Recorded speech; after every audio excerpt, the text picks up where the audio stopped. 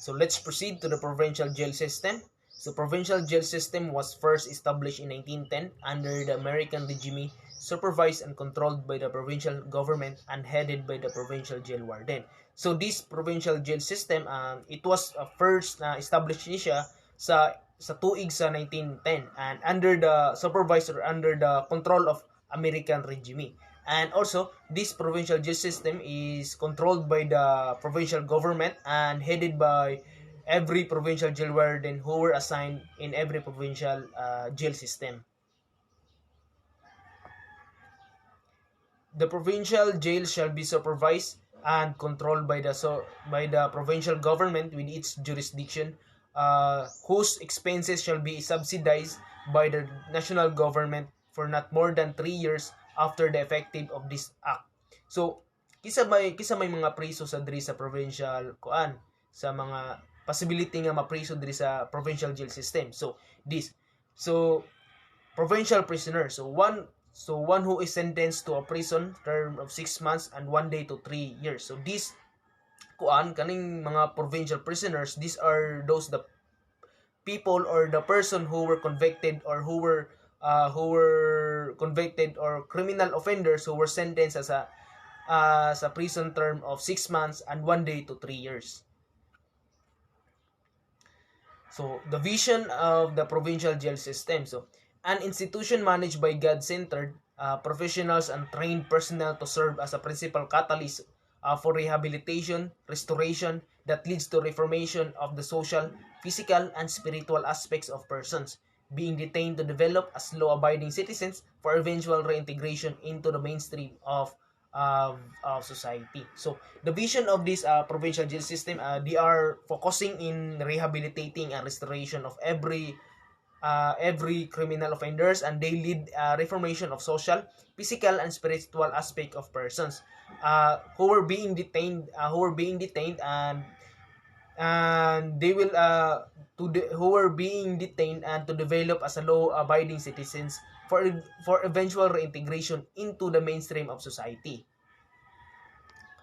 So the mission of let's proceed to the mission. At the office of the provincial warden shall promote safe, total detainment and rehabilitation, restoration of detainees under its custody. So ang mission sa provincial jail system is the provincial warden to ensure they promote and ensure safety and proper security for those who were detained in the provincial jail system, and also they are engaging and focusing in rehabilitation and restoration for every criminal offender who were detained or under in its custody.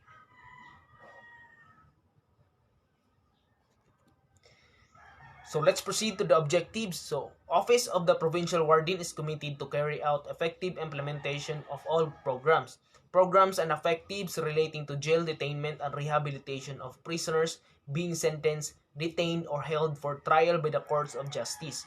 Develop and attend to the welfare of detainees in provincial jail by providing subsistence and other welfare benefits through provision of jail discongestion programs. And provide protection services and prepare an inmate socially, physically, mentally, and spiritually to become productive citizens for their eventual reintegration into the mainstream of society upon pardon or release. So let's proceed to the Public Attorney's Office, or PAO. So PAO is an attached agency of the Department of Justice which provides indigent litigants free legal assistance. So the PAO shall be independent and autonomous office but attached to the Department of Justice in accordance with Section 3 Chapter 7 of Book 4 of this Code for purposes of policy and program coordination. The PAO shall be the principal law office of the government in extending free legal assistance to indigent persons in criminal, civil, labor, administrative, and other quasi-judicial cases. So, ang kaning PAO, it is mostly nana siya sa mga government. They are under the government and also the PAO is an attached of Department of Justice. So, kaning PAO, it is as providing free assistance, free legal assistance to indigent persons, for those especially for those who cannot afford do cannot afford sa abogado, like for example criminal offender and the victim, either both of them, if the issue is kanang dili sila ka afford, so the government will provide an attorney or abogado. The powers and functions of the PAO. So the PAO shall independently discharge its mandate to render free of charge legal representation, assistance, and counseling to indigent persons in criminal, civil, labor, administrative, and other quasi-judicial cases. So as I have said earlier, ang PAO or Public Attorney's Office is providing a free legal assistance to all person, or to all person, like for example the either you are the criminal offender or the victim of the crime or in the cases. In the exigency of the service, or the PAO may be called upon by proper government authorities to render such service to other persons subject to existing laws, rules, and regulations. So the mission of the Public Attorney's Office exists to provide the indigent litigants, the oppressed, marginalized, and underprivileged members of the society free access to courts, judicial, and quasi-judicial agencies by rendering legal services, counseling, assistance in consonance with the constitutional mandate that free access to courts shall not be denied to any persons by reasons of poverty, in order to ensure the rule of law, truth, and social justice as components of the country's sustainable development. So the mission of the Public Attorney's Office is they provide free assistance inside in the court trial. They help their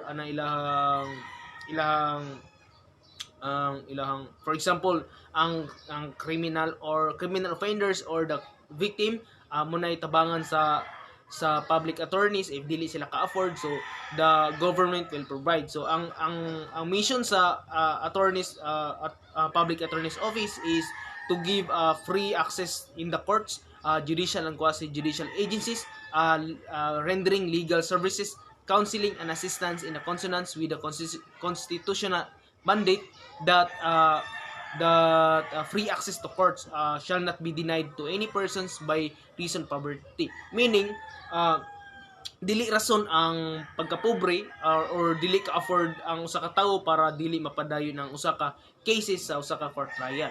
So, in order to balance the kanang ilahang paglitigate sa inside the court trial, once nga dili ka afford ang usa ka victim or usa ka criminal offender, so the government will provide in order to balance and in order to continue the court trial inside in order to solve the cases inside the court trial, and also in order to defend themselves what is the truth or in order to para mabulgar ang tinod kung kinsa joy ang sala, and also to solve the cases. So the vision, so the government agency that is God-centered and dynamic bureaucracy that is responsive to the ever-growing legal needs of the indigent and oppressed, led by highly competent, world-class, development-oriented, honest, dedicated, and nationalistic leaders and lawyers.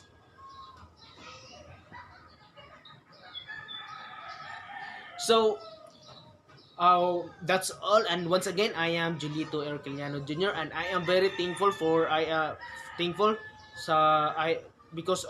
am very thankful for representing my PowerPoint subject Ca200 section E, and once again, thank you for listening, and God bless us all.